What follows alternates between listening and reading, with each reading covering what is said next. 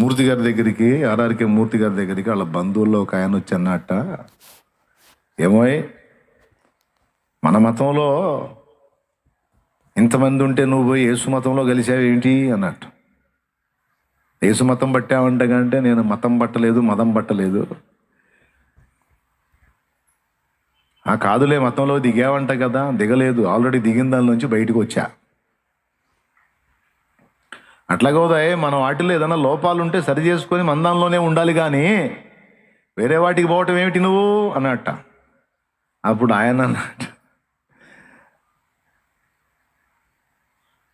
నేను సరిచేసే దేవుడు నాకెందుకు, నన్ను సరిచేసేవాడు కావాలి. ఎవరు కావాలి? నా బతుకును నాకు చూపించి నా బతుకును చక్కదిద్దేవాడు నాకు కావాలి, కానీ నేను సరిచేసే మతాలు నాకెందుకు రయ్యా, నేను సరిచేసే దేవుళ్ళు నాకెందుకు, నేను మోసుకు తిరిగే దేవుళ్ళు నాకెందుకు, నేను తెచ్చి నిలబెట్టి సమస్తం నేను చేసే దేవుళ్ళు నాకెందుకు, పతనమైన నా బ్రతుకును తిరిగి కట్టి నన్ను నిలబెట్టి నైతిక విలువలు నేర్పి నన్ను ధన్యుని చేసి నా బ్రతుకును క్రమపరిచేటువంటి జీవము గల దేవుడు యేసు అని గుర్తుపెట్టాను. హల్లెలూయా.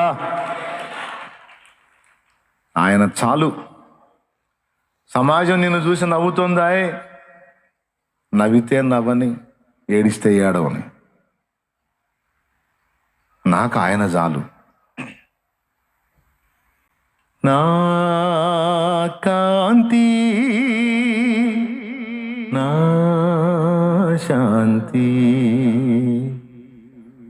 జయంతి వర్ధంతి, నా జయంతి నా వర్ధంతి, జయంతి వర్ధంతి నా వర్ధంతి, నా జయంతి.